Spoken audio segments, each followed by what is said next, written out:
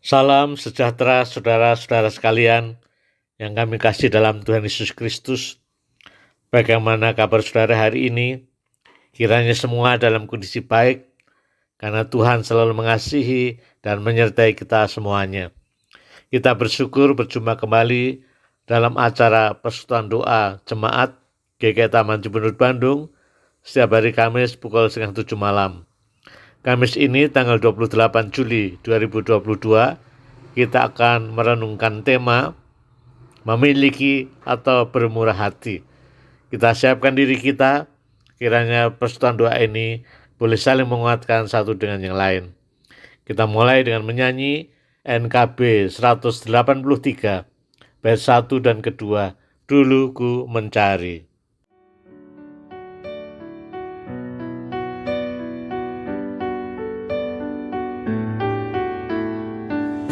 Dulu ku mencari hanya kurnia, kini ku beroleh yang memberikannya. Dulu perasaan pandu bagiku, kini firman Tuhan yang membimbingku.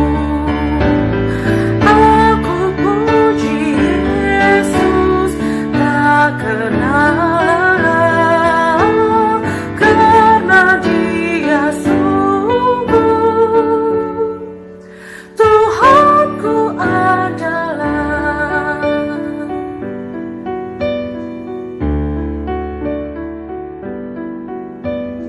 Dulu susah payah, giat berlelah, kini pasrah diri, aku berserah. Dulu kematian membayangiku, kini keselamatan milikku penuh. Aku puji Yesus tak kenal lelah, karena Dia sungguh Tuhanku adalah. Aku puji Yesus tak kenal lelah, karena Dia sungguh Tuhanku adalah.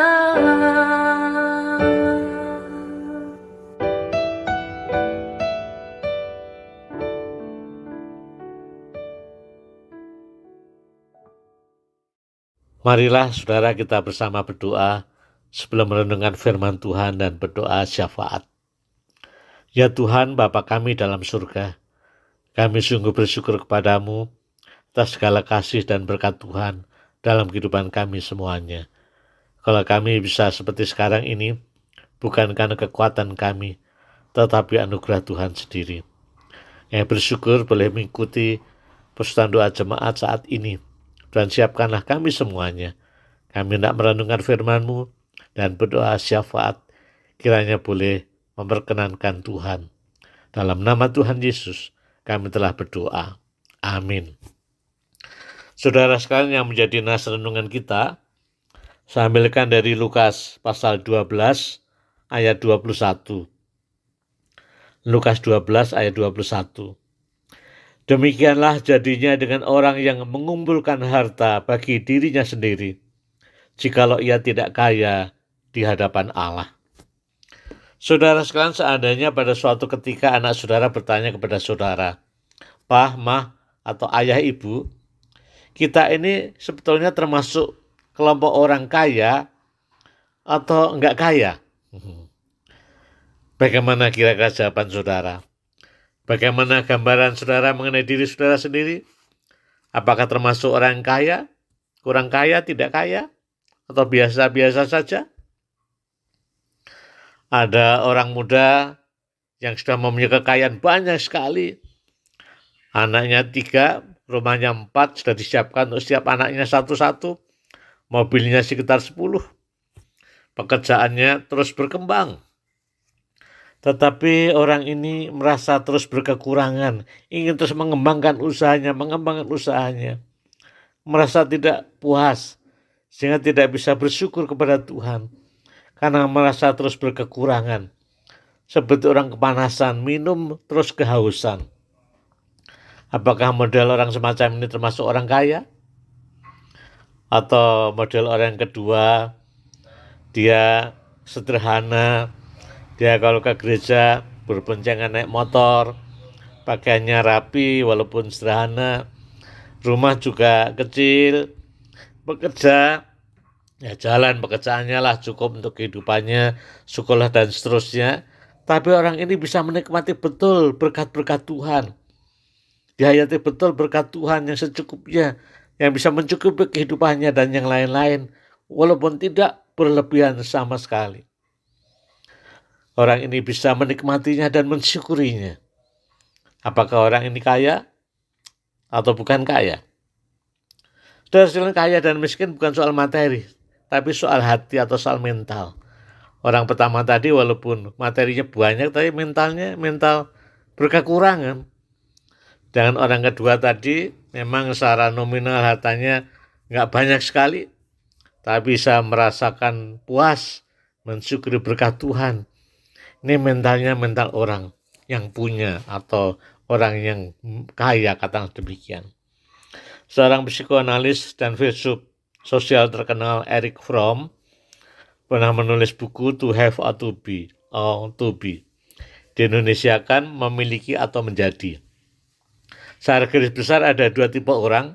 Pertama, orientasinya dalam hidup itu selalu bagaimana mendapatkan sebanyaknya, bagaimana memiliki sebanyaknya, entah materi, entah kekuasaan, jabatan, ingin mendapatkan terus. Tapi yang kedua, tipe menjadi. Orientasinya atau tujuan hidupnya adalah bagaimana menjadi orang yang bermakna, bagaimana menjadi orang yang berguna, bagaimana menjadi sesama bagi yang lain. 2 model ini tentu tidak ada yang ekstrim kanan, ekstrim kiri, tapi pada kenyataannya campuran kan begitu. Tapi walaupun campuran, mana kecenderungannya? Apakah cenderung ke hidup hanya tujuannya untuk mendapatkan, memiliki sebanyaknya? Atau kecenderungan yang kedua, bagaimana hidup bisa berguna bagi orang lain? Orang kaya dalam cerita Lukas 12 ayat 13 sampai dengan 21, dan di sana ada cerita mengenai orang kaya yang berlimpah hartanya, terus berlimpah sampai lumbung-lumbungnya tidak muat. Dia membangun lumbung-lumbung banyak sekali, terus ingin menimbun sebanyak-banyaknya, lalu mengatakan, jiwaku ada padamu banyak barang, tertimbun bertahun-tahun. Beristirahatlah, makanlah, minumlah, dan bersenang-senanglah. Tetapi firman Allah datang kepadanya, hei engkau orang bodoh, pada malam ini juga jiwamu akan diambil daripadamu, dan apa yang telah kau sediakan, untuk siapakah itu nanti? Dalam perumpamaan orang kaya dalam Lukas 12 ini tadi, rasanya termasuk kelompok orang yang pertama, yang orientasi tujuan hidupnya hanya untuk mendapatkan, memiliki sebanyak mungkin. Dan Tuhan Yesus mengingatkan, harta yang banyak itu tidak bisa menyelamatkan. Kalau sewaktu-waktu Tuhan panggil dia, untuk siapakah harta yang banyak itu? Maka Tuhan Yesus memberikan nasihat, ayat emas kita. Demikianlah jadinya dengan orang yang mengumpulkan harta bagi dirinya sendiri, jikalau ia tidak kaya di hadapan Allah. Jadi Tuhan ingin kita semua kaya di hadapan Allah. Bukan kaya harta, tapi kaya murah hati. Seperti Allah yang bermurah hati. Dengan kata lain, hidup yang menjadi berkat, berguna dan bermakna bagi orang lain. Saudara sekalian, harta benda apapun yang kita miliki, termasuk hidup itu sendiri, adalah anugerah Tuhan, pemberian Tuhan. Itu semua adalah sarana yang Tuhan berikan kepada kita. Dan kiranya kita memakainya sesuai dengan kehendaknya, yaitu dipakai tidak hanya untuk diri sendiri, tapi juga untuk kepentingan bersama lebih luas. Saudara sekalian, berbagi atau bermurah hati tidak selalu melakukan hal-hal yang besar, tapi hal-hal sehari-hari yang bisa kita lakukan. Misalnya bermurah hati, berbagi makanan, snack kue kepada lingkungan kita yang rasanya memang membutuhkan, tetangga kita, satpam. Tapi juga tidak hanya makanan, tapi juga perhatian kita, senyuman kita, sapaan kita. Artinya bagaimana kita memberikan suasana hati yang damai kepada mereka, sehingga mereka berjumpa dengan kita merasa damai dan tenang. Kita juga bersedia menolong dengan hati, bagaimana mempedulikan mereka dan seterusnya. Tapi kalau kita bisa memberikan lebih, mengapa tidak kita lakukan? Seringkali kita berpikir, kalau kita memberi atau bermurah hati, kita berkekurangan. Enggak, saudara sekalian. Memang ada sebagian yang kita berikan, tapi sebagian itu kan berkat Tuhan. Tuhan bisa memberikan berkat jauh lebih banyak lagi. Dan Tuhan kalau memberikan kesempatan kita memakai berkat Tuhan dan kita bagikan, Tuhan akan terus mengalirkan berkat-Nya bagi kita. Tidak ada berkekurangan. Ilustrasinya seperti lilin. Kalau kita punya lilin yang menyala, kita bagikan nyala lilin itu kepada orang lain. Orang lain lilinnya akan menyala, tapi lilin kita juga enggak habis, tidak padam, terus menyala. Saudara sekalian, dalam hidup ini Tuhan mengingatkan kita semua, marilah dengan segala berkat yang ada yang Tuhan berikan kepada kita, memang juga untuk diri kita, tapi jangan lupa juga untuk kepentingan bersama, untuk kebaikan bersama. Karena saudara sekalian, hidup tidak hanya untuk diri sendiri, tapi juga hidup untuk menjadi berkat bagi orang lain.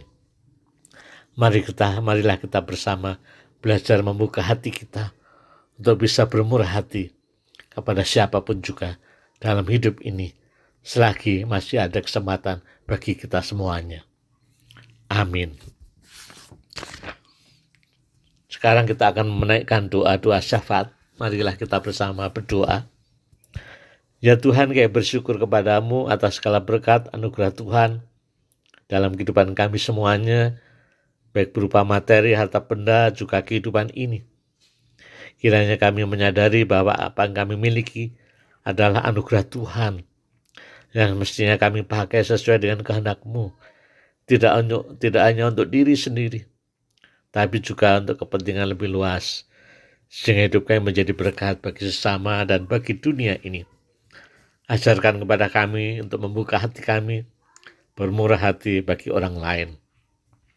Bersyukur Engkau memberikan keluarga yang baik bagi kami, pekerjaan yang cukup, kesehatan yang baik, dan segala macam hal. Kiranya kami boleh menikmati itu dan mensyukurinya, sehingga hidup kami dipenuhi dengan damai dan sukacita.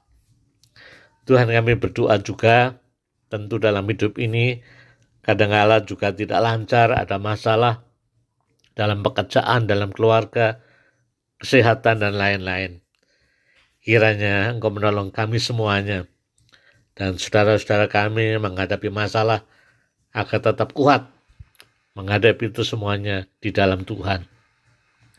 Kami berdoa untuk situasi saat ini di mana harga-harga kebutuhan hidup juga naik, pekerjaan juga sulit, juga dihantui resesi ekonomi, tapi kiranya kami tidak berkecil hati atau putus asa, tapi justru semakin bergiat dan sungguh-sungguh bekerja dengan baik dan mengelola kehidupan ini dengan penuh tanggung jawab. Kami terus berdoa untuk situasi bangsa dan negara kami. Tuhan lindungi dari segala macam hal yang jahat.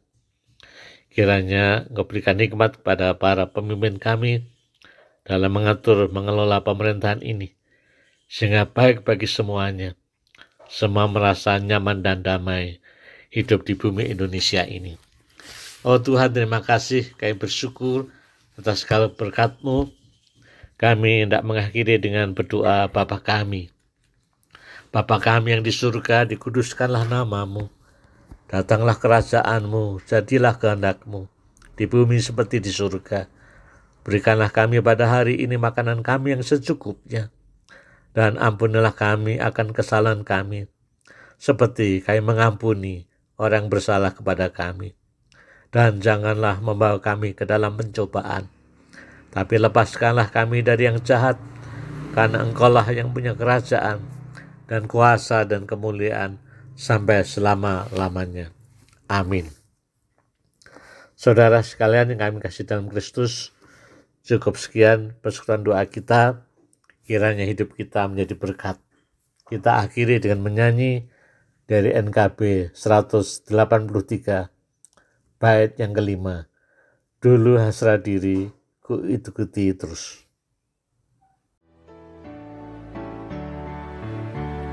Dulu hasrat diri ku ikuti terus, kini ku dibimbing sabda penebus.